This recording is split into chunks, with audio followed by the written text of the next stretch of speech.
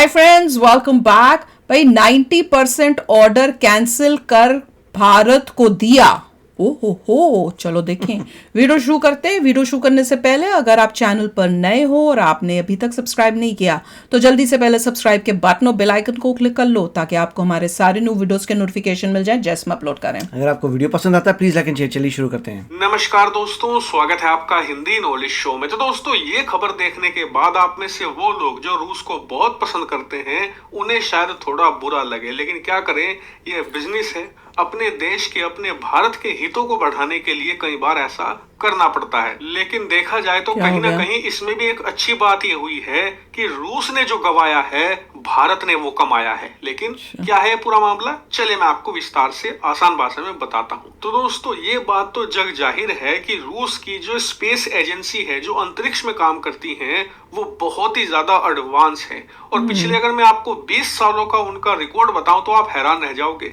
European देशों की जितनी भी प्राइवेट सैटेलाइट होती थी उनमें से मैक्सिमम लॉन्च करती थी रूसी स्पेस एजेंसियां। यहाँ तक कि जिस अमेरिकी स्पेस एजेंसी नासा की हम इतनी बात करते हैं, दुनिया भर में इतनी तारीफ होती है, वो बड़े बड़े कारनामे करती है, आप जानकर दंग रह जाओगे कि वो अपने एस्ट्रोनॉट यानी कि अपने लोगों को अंतरिक्ष में खुद नहीं भेज सकती थी। जी हाँ, वो लोग रूस पर निर्भर थे। उदाहरण के लिए अगर इंटरनेशनल स्पेस स्टेशन, जो कि अंतरिक्ष में बनाया गया एक स्पेस स्टेशन है, वहां पर अमेरिकी अंतरिक्ष यात्रियों को जाना होता था रेगुलर बेसिस पर, तो वो सबसे पहले रूस जाते थे और फिर रूस की स्पेस एजेंसी अपने स्पेस क्राफ्ट में उन्हें भेजा करती थी अंतरिक्ष में, अमेरिकन को भी स्टेशन में। इससे आप अंदाजा लगाइए कि रूस का जो स्पेस व्यापार है वो कितना बड़ा था। और इससे रूस की बम्पर कमाई भी होती थी।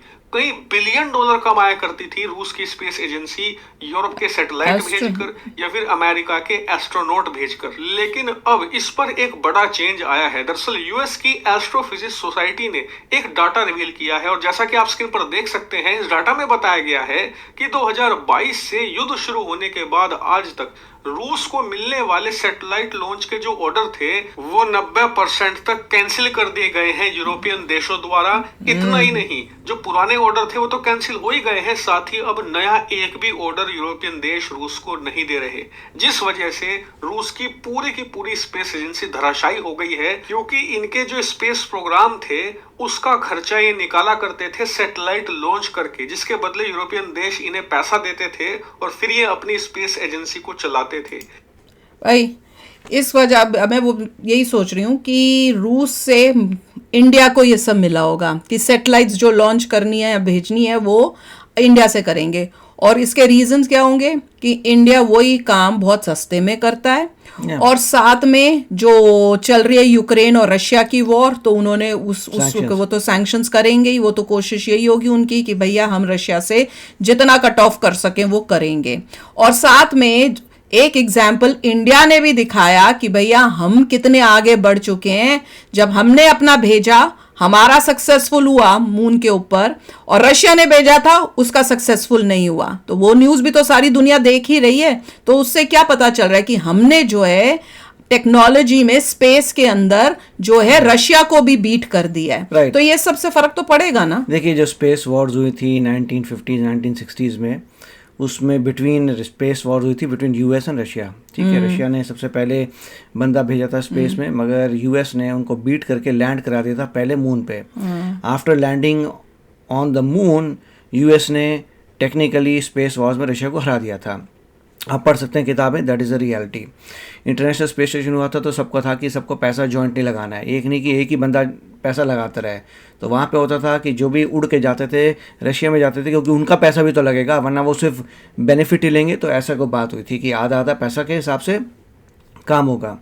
दूसरा, जो मून पे आजकल के ज़माने जो लैंडिंग होती है वो क्लियर हो चुका है कि उस ज़माने में 1950s या 60s के लोगों जो है उन्होंने ग्रेट काम किया था, मगर वो तो उनकी मृत्यु हो चुकी है अब तक। वो टेक्नोलॉजी उनके साथ ही चली गई, बहुत कुछ जो है पीछे पड़ा रहा, किसी ने परवाह नहीं की। अब जो है यूएस में जो भेजा था मून पे, जो प्राइवेट कंपनी ने भेजा था, उनकी बेरली मरते मरते वहाँ पहुँचे हैं। पहले तो पता लगा कि पहुंचेंगे नहीं पहुंचेंगे, फिर पहुंच गए, नासा का इक्विपमेंट को अंदर पड़ा था उसको यूज कर लिया, फिर उल्टे गिरे, टेढ़े गिरे और टेढ़े गिरने के बाद वही 4-5 दिन में उनकी बैटरी फुस हो गई, क्योंकि टेढ़े गिरे थे तो सोलर पैनल सही नहीं थे और ख़त्म हो गई कहानी। तो जो भी वो लोग कह रहे हैं सक्सेस है, प्राइवेट कंपनी उनकी कह रही है, क्योंकि नासा का सामान लेके जाना था, क्योंकि नासा कह रही है कि हम प्रिपेयर कर रहे हैं मून पे जाने के लिए, उससे पहले हमारा सामान को लेके जाए, तो प्राइवेट कंपनी सामान लेके जा रही हैं।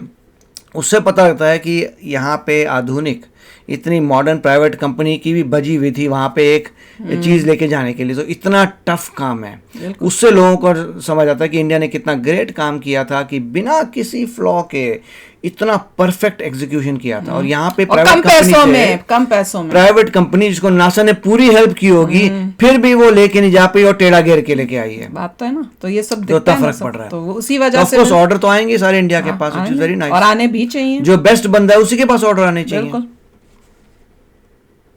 और अब भी ये पैसा नहीं मिल रहा है तो रूस की स्पेस एजेंसी लिटरली धराशायी हो चुकी है। इनके कई सारे प्रोग्राम थे मार्स पर, इसके अलावा मून पर, सब कैंसिल हो गए हैं। लेकिन आपका सवाल होगा कि सैटेलाइट तो लॉन्च हो रहे हैं, रूस नहीं कर रहा तो कोई ना कोई और कर रहा है, तो फिर रूस की जगह ये मार्केट मिला किसे है? इंडिया को, भारत को। $1 बिलियन अब कमा कौन रहा है? भारत। इसका जवाब है इसरो। दरअसल जैसा कि आप देख सकते हैं, यूरेशियन टाइम्स ने बताया है कि भारतीय इसरो को इसमें सबसे ज्यादा प्रॉफिट हुआ है, क्योंकि यूरोपियन देशों की और कंपनियों की जो प्राइवेट सैटेलाइट है उसे लॉन्च करने के लिए अमेरिका के पास स्पेस एक्स है।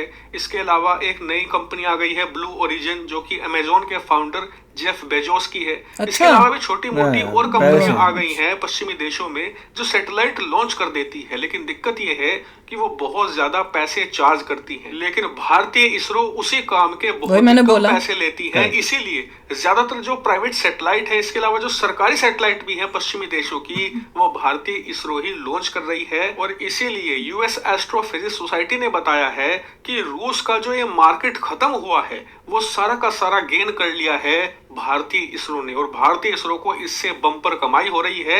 और इस पैसे की मदद से वो फ्यूचर में स्पेस में, अंतरिक्ष में और भी बड़े कारनामे अंजाम देंगे। लेकिन यहाँ पर एक कमी भी भारत की यहाँ पर उजागर की गई है, जो मैं आपके एस्ट्रोनॉट्स नहीं भेज सकते। दरअसल कमी ये उजागर की गई है कि भारत के जो रॉकेट है वैसे तो बहुत शक्तिशाली हैं, लेकिन जो ओवर साइज सैटेलाइट होती हैं, जिनका वजन बहुत ही ज्यादा अल्टीमेट होता है, उन्हें अभी तक भी अंतरिक्ष में लॉन्च करने की क्षमता इसरो के पास नहीं है। उदाहरण के लिए हाल ही में भारत अमेरिका ने एक सैटेलाइट तैयार किया, उसे स्पेस एक्स, जो कि इलोन मस्क की कंपनी है, वो लॉन्च कर रही है, ना कि इसरो। क्यों?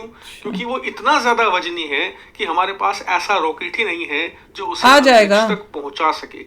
ऐसे में हम यहाँ पर मदद ले रहे हैं स्पेस एक्स के फाल्कन रॉकेट की। और इसीलिए दुनिया भर के वो एक्सपर्ट्स जो स्पेस इंडस्ट्री को टारगेट करते हैं, उनका मानना है कि अगर भारत एक फाल्कन जैसा शक्तिशाली रॉकेट बना लेता है जो रीयूजेबल हो, तो ऐसी स्थिति में हम इलोन मस्क का भी पूरा व्यापार खा जाएंगे। और आपको जानकर खुशी होगी कि इसरो ऑलरेडी इस प्लान पर काम कर रहा है और एक रीयूजेबल रॉकेट बनाने पर पूरी तेजी से लगे पड़े हैं। बहुत ही जल्द इसे भी हम बनाकर तैयार कर भाई, वो तो हमने करना ही करना है। अब जैसे हमारे पास बाकी सब बिजनेस यहाँ पे आ रहा है, इसरो ले रही है बिजनेस, अब जैसे कह रहे हैं 90% रशिया से ले लिया, तो वो सारे पैसे से क्या करेंगे हम? ऐसी अब और आदि चीजें बनाएंगे। हमारे पास क्यों नहीं था ऐसा कोई कि जो हम भारी भरकम जो है सैटेलाइट्स जो ओवर साइज है उन्हें भेज पाए? क्योंकि तब हमारे पास पैसों की तंगी थी, फंड्स नहीं थे। अब जब हमें ये सारा बिजनेस मिल रहा है, पैसा आएगा, तो हमें बनाने में कोई टाइम लगेगा? फटाक से देखिए, इंडिया के पास टेक्नोलॉजी बहुत ही सुपीरियर हो रही है।